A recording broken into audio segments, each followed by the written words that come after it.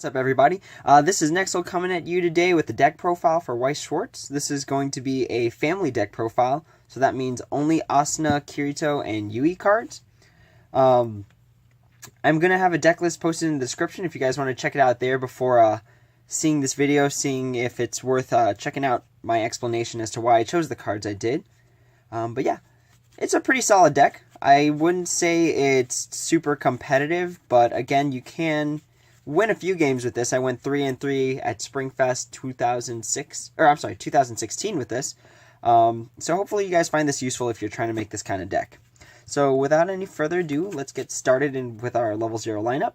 So we have 2 Asuna's Married Life. This is going to be our general 500 backup to the front characters. It's also going to give a mandatory 1,000 when you play at Climax, so it's not optional, so you have to give it to somebody. It's just good for giving you an extra power assist if you ever need it, because this deck is a beatdown deck, meaning that it has to be able to run over a lot of different things. Then we have the mandatory Asuna lays on the sofa. I thought 3 was enough because really this game excels at level 1, so it wasn't necessary to have 4. Odds are you'll draw into it with that, or either when you mill at the beginning of the game. It has a great effect for this deck because if upon play, if the upon play, you top check the top card of your deck. If it is not an avatar character, it goes to your clock. Meaning that if you have a Climax or a net character without the avatar trait, it goes straight to your clock. This isn't a bad thing because you're trying to get to your level 1 game as quickly as possible with having quite a few stock. That's why you have this guy out. You need to build at least like 2-3 stock going into level 1. Overall, a good 3-5, and it's going to be what you're going to want to play at level 0. Then we have 2 Kirito Take Shelter. This is to get over level reversers and to give an extra power boost when you're trying to run over certain things. So it gives 1,000 upon attack and +1 level. So odds are you're going to be giving it to this to run over something else. We have the mandatory Kirito in the battlefield. This is to search out anything we need. This is mainly going to be utility throughout the rest of the game if you're unable to draw into the cards you need at level 1 or for level 3. So this card really gains its usefulness at level 0 and level 2 when you're trying to search out for that level 1 or level 3 game. Next we have Mysterious Girl Yui. This one is a questionable card at best. Really what I use it for is to get climaxes out of your stock in case you ever find a bunch in there, and it has a good effect of being able to draw a card and then scrap one, meaning that you can draw into climaxes, which obviously in this game are not searchable. It also gives you another ability to rest 2 characters in general to give a character 1,000 until the end of the opponent's turn. This is going to be useful at level 1, and I will explain why, because this is our level 0 lineup right here. Alright. So at level 1, we have the mandatory Asuna Invites the Party. The reason I run 4 of these as opposed to any other sort of ratio is because you're going to want to have it at level 1. It's your free search with the Climax combo, and it's going to be a free 5/5, pretty much. You don't have to pay a cost to play it. It's just a really good card overall, especially in a deck where you're limited to pretty much cards that can have Asuna in them. Next, for our backups, we have Self-Sacrifice. This is pretty much to tower over anything to maintain a board, because you're going to want to keep attacking until you get to level 3. And obviously you're going to want to keep attacking to, build some stock, compress your deck, etc., etc. So that card is just to keep some board maintenance there. Then we have 2 Vice Commander Asunas. This one is the splittable backup, meaning that when you play it, you can give one avatar net character 1,000 and then give another avatar net character 1,000. Or you could just give 2,000 to one. It's really good in case your opponent's calculating powers very, very to the T, and it's they're only 500 above you. You give 1,000 to one character and 1,000 to another, and then what are they going to do? Suicide it?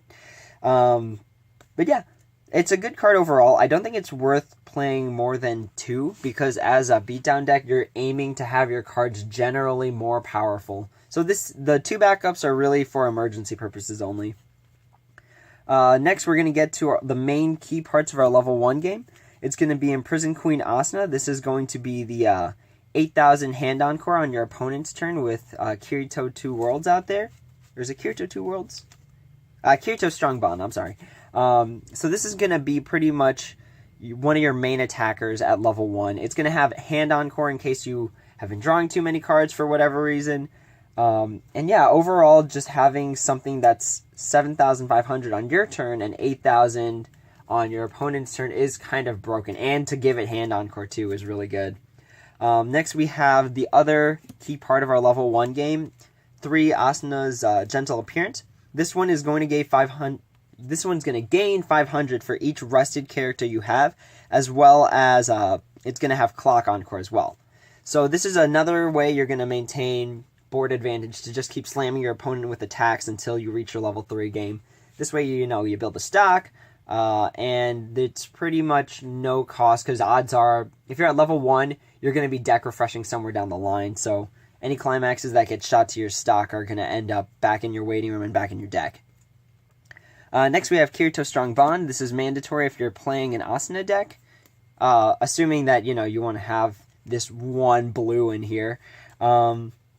It's a good card because it gives 500 to all Asuna characters, and during the opponent's turn, it gives another 500. This means it's going to give pretty much 1,000 to every Asuna character on your opponent's turn, which is really good. Again, beatdown deck, you're going to need the power. And then, oh, I'm sorry, this Asuna's effect only works if you have a Kirito out. Sorry, so you're really playing these two together as a combo. Next, we have Spriggan Boy Kirito. This is going to be our plussing brainstormer. It's going to be discard 1 stock and then rest 2 characters, and you're going to be able to, do the brainstorm effect. And for each climax you draw into, you're going to be able to search for a card. So this is really, again, to rest back row characters as well as to get some free searches in. Odds are the deck still has quite a few cards in it, so you're going to want to try and search for as much as you can at level 1. And this definitely helps. So, this card as well as the Mysterious Girl Yui cards, these are going to be the main ways you're going to rest your back row characters to pump this one up. So this one can potentially be, without too many assists, it could be 8,500 on your own turn, which is enough to run over even some level 2s. So that's the point of these 2 cards, like the added point of these 2 cards is to rest those back row characters. Continuing on with our level 1 lineup, we have 2 of the Automwa Kazutos. The reason I play this card, it doesn't have the avatar trait, which kind of sucks, meaning it's not searchable. But upon play, you get to draw a card and then discard a card, going back to Mysterious Girl Yui, where you can draw a card. Hopefully it's like a climax you need or something that's not searchable, and then you add it to your hand and then scrap something else. It also has the added ability of when a character is sent to the waiting room, you could discard this card in the back row and then return that character as rested. So this is another way you're going to maintain board advantage. Again, it's like a free draw, and then you scrap it to save something else. And I just think that's really good just to have in case, someone's trying to run you over. It's like, oh, I could just discard this, not pay 3 stock for the Encore ability. So yeah, overall good card, not worth running more than 2 of in my opinion. Next, we have a free level 1 to play. It's ALO Days Asuna. This card is very, very questionable to have in any sort of deck because its brainstorming ability sucks. But really, it's in this deck for, number 1, the global 500 power it gives, and number 2, the brainstorming ability allows you to mill through your deck in case you, drew into too many climaxes or something, and then you just have way too many out of your deck. You need something to mill, something that's spammable that can run through it. We don't have access to the Shinon Brainstormer because this is a theme deck, so this is our next best alternative. Its Brainstorm ability gives 2,000 for every climax drawn to a character of your choice. So yeah, the only reason for this is because I've run into several situations where I've drawn into like 5 climaxes, only 3 in deck, and then the next thing you know, they're level 0 and you're level 2, which kind of sucks. So yeah, this is really just for milling purposes, and it's really one of the only good mills that Kirito Asuna Yui deck has to offer. So that's our level 1 lineup right there. For level 2, we only have a short lineup here. Hang on, let me get these out of the way. So we're going to be running one copy of Lightning Flash Asuna and one copy of Asuna's Quiet Time. This one's both of these are very circumstantial cards. So really, you're only playing this one if you have the if you have like 1 or 2 copies of the Climax card that it combos with. This one is going to be discard a card and then search for Beacon of Hope Asuna as well as one other card. So pretty much you're getting you're prepping for your level 3 game at this point. Asuna Invites a Party kind of sucks because it's a Climax combo, and odds are if you're both at level 2, Asuna Invites a Party is not going to be strong enough to run over anything. So at least this is, kicking in with 9,000. Really, its only usefulness is for searching out Beacon of Hope plus the one other card. So you can choose like another level 3, which we will go over in just a second. It just has dual Climax utility with Beacon of Hope, which I find useful. Next we have Lightning Flash Asuna. This one's another circumstantial card. You're really only going to play this to tower over things and make sure they don't come back because it's a stock kicker. So the card reads, during your turn, if the character facing this card is level 3 or higher, this card gains 4,000 power and +1 soul. And then when this card's battle opponent becomes reversed, put that character into your opponent's stock. So this is a very circumstantial card. You're going to want to try and only use it once pretty much, because your opponent can run cards into this and then get that extra stock, and it's like, well, that really sucks. So odds are you're going to be trying to use both of these cards only as necessary. That's why there's only one of them each. And yeah, that's our level 2 lineup. For our level 3 lineup, we are running 3 different level 3 cards. We're running the Volume 1 Black Swordsman Kirito, Beacon of Hope Asuna, and then Asuna's Commanding Strength. So I'll try to go through these actually in like reverse order. So starting with Commanding Strength, she is a good card to have in any SAO deck because she has the ability to pretty much adjust your soul damage and your power. It's going to be pay 1 cost, and then everyone gets 500 power and +1 soul, which is really good, especially if you're behind, because it allows you to try and catch up in soul damage really quickly. If you know your opponent's out of climaxes, you can just rush them really quickly with this almost climax ability. And it also heals on play. And there was an article I read once on 9th CX, if anyone uses that for their Weiss stuff. It was one of the interviews, I think, with Audrey, who's the tournament organizer for the Iliano Weiss group. When in doubt, heal out, and that certainly applies to this card. So yeah, I've used it plenty of times to heal. It's just a great card to have for adjustment purposes and everything like that. A good thing is that it says you may heal, so if you're playing like a Kantai meta deck and you don't want to suffer through the heal tax, just don't heal. Otherwise, it is a good card for utility purposes, and it is the only healer of this deck. Next, we're going to go into Beacon of Hope Asuna. This one is going to have a punish burn upon play, so if your opponent cancels the damage, you get to burn for 1. This is really good at level 3 because odds are if you're at level 3, you're trying not to overswing too much, and this definitely helps. Unfortunately, it's only for the turn that it's played, but hopefully the turn you get this out, you're going for game. And then it also has a Climax combo with On Top of the World Tree. Everyone gets 5,000 and everyone becomes a stock shooter. So again, this is good for clearing boards, especially if your opponent has a really strong like level 3 board. I've used this to get over Titan Zodias, over Kantai Meta level 3 game, and it's been very useful to pretty much get those things out of the way, because then your opponent has to pay a cost, find a way to salvage, and then repay the cost to get that card out. So overall, I think it's a good effect. I'm thinking of running 3, maybe, but 2 has served me well because of how much searchability this deck has. Moving on to the last one, we have Black Swordsman Kirito from the Volume 1 box. The Volume 2 one, I honestly don't think it's worth it because you have to fine-tune your entire play to get to 3-6 just to restand, and I don't think that's worth it. I want to play this pretty much the moment I hit level 3 because its ability requires that you have to clock a card. So this one is going to be every time you attack, you show top card. If it is avatar or net, you get to add it to hand, so free +1 upon every attack. And then its Climax combo is you're going to pay 3 and put a card from your hand into your clock, and you get restand ability plus 3,500 power. So this is going to be good for rushing for soul damage, especially if you're really far behind. Because the restander ability, if you don't know, it accumulates soul. So let's say you soul triggered on the first attack, you're going to get that added on to the restand attack. So you could potentially be swinging for like 4 to 6 damage the second attack. This is a good card just because you get to draw the card after you have to, put one in your clock. Very useful ability to restand because you get to ram things twice. I've used it to kill a Tsukihi Phoenix, which can be re-rested once per turn. And yeah, that concludes our level 3 lineup. And I guess I'll just move these guys up here, because then we're going to give our Climax spread. So for the level 1, Asuna Invites the Party, we have the 3 Burn Star Splashes. And then we're going to have the 3 On Top of the World Trees for Beacon of Hope and Asuna's ALO Days. Asuna's ALO Days or Asuna's Quiet Time? I'm sorry, Asuna's Quiet Time.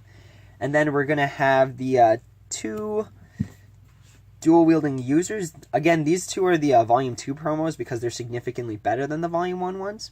This one because it has the shot damage in case you trigger into it, so you're going to get the +1 soul and shot just as added insurance to make sure you stick something.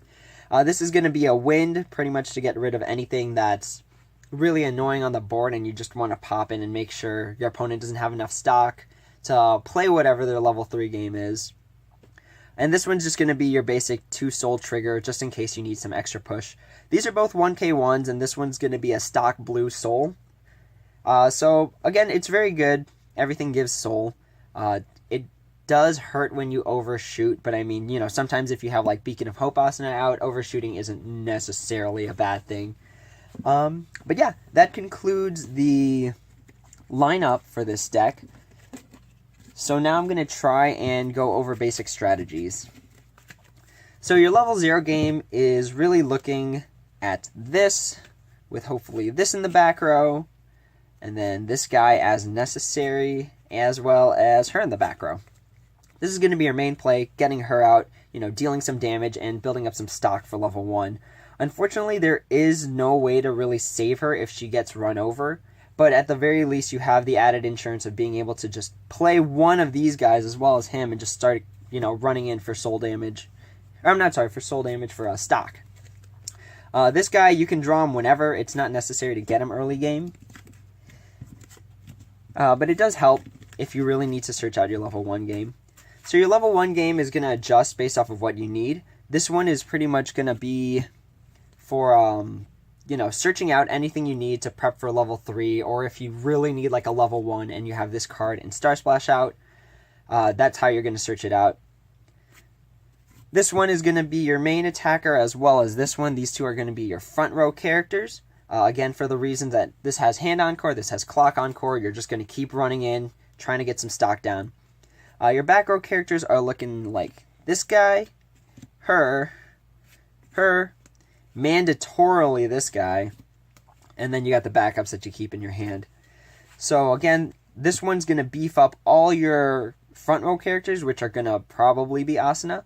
This one's going to give the extra rest to pump her up to 8-5 for the turn. This one's going to be the Brainstormer for the mill, and this one's going to pretty much try to maintain anything that you have up here. So odds are you're going to want to play this guy since there is no, you got to find a way to get the cards you need out. So you're going to be able to draw, hopefully you draw into the Climax you need, or one of these level 1 characters to play. But yeah, your main level 1 game is going to be those 2 Asuna cards backed up by that 1 Kirito Strong Bond card. Level 2 game, it's pretty much your level 1 game, to be honest. Again, these 2 are circumstantial, so you don't need to play them. But if you do have 2 On Top of the World Trees out and no Beacon of Hopes in your hand, play her, and then get your search for the Beacon of Hope plus 1 other character, which could be the Asuna's Commanding Strength if you know you're going to need that heal. But yeah, your level 2 game is pretty much your level 1 game. And finally, at level 3, we have some choices. So again, when in doubt, heal out. That's the purpose of her. She's going to try and push for soul damage in order to, either hit really hard or give the punish burn. And that you're going to play that with a Climax combo just in case you need to run any sort of hard level 3 game over. And then you're going to have as your last choice this guy who's going to be your restander if you're really behind on damage and you just need to keep slamming in for to catch up pretty much. And yeah, that's pretty much the strategy of the deck. It's good to have options, which is why I run 3 different level 3s as opposed to like 4 of her, 4 of her. I think it adds good variety to them, but with that variety comes an inconsistency if it's ever really needed. Again, this guy exists so that you could search pretty much during any time that you need to whenever you draw into him. So hopefully you're able to search out what you need using the search cards in here. But that does lead into our pro-con section, with the biggest con being there is no salvaging in this deck. So all the salvage cards for SAO for the most part are silica cards, and it does not fit the theme. So we can't have her in here. But the good thing is this deck excels at searching. So you're going to have, for your main searchers, you're going to have this guy. She's going to be for draw power. You're going to have her. Him for extra draw power. And then that guy. So pretty much this is your search game. It's really, really good just because you have like so many options. You can use these to draw into climaxes. You can use these to search for characters. So that's going to be pretty much the biggest strength that this deck has, is that it's just got, you know, this ability to draw into climaxes, which I think is awesome. It has saved me quite a few times. But yeah, that's really one of the bigger strengths of this deck. Another big strength is that it gives you options, especially for your level 3 game, because sometimes you're going to fall behind and you're going to need to push for soul damage. So, boom, you get this guy out. Otherwise, you're trying to chip for game, and then you play her just to get some punish burns in there. And then, yeah, that's just a good card to have. So it's good to have some variety in what your strategy is going to be, even though for the most part it's going to be a linear strategy. Other cons and pros with this deck.